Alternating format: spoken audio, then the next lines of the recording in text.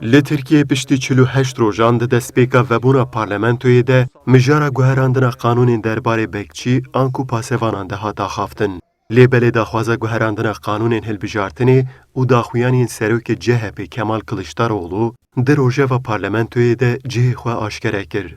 Daxuyaniya Kılıçdaroğlu ku dibêje van dawiyan hewltê dayîn ku CHP'yê derkevin kolanan û bi saya vê jî rewşa awarte bê îlan kirin li parlamentoyê deng veda. Serokê BBP Mustafa Destî jî di vê derbarê de axaft û got tiştekî bi vê awayî nepêkane û divê Kılıçdaroğlu çavkaniya van îddiayan zû aşkere bike. Ben böyle bir şey olacağına ihtimal vermiyorum.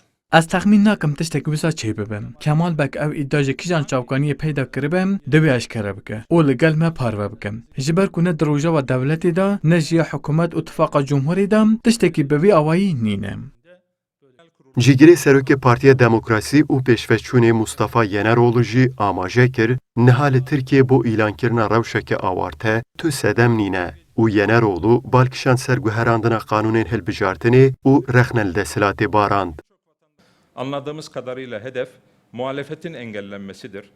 Van dawiyan desthilat şûna ku ji bo kêşewarîşê engel çareseriyan peyda bike, hewl dide bi gengêşî û armançkirtina opozisyonê ji xwe re rojevên reaksiyonel peyda bike û vê awayî sera mijarên girîng binixmîne. Bi rastiyê dê rêbazek nemaye ku em vê meselê rast û dirist îfade bikin. Parlamenterên opozisyonê jî li ser guherandina qanûnên hilbijartinê fikrên xwe diyar kirin û gotin ji bo hilbijartineke demokratîk û dadwerane pêwîst e benda hilbijartinê bê rakirin û divê yekem gava ku li parlamentoyê bê avêtin jî di vê derbarê de be.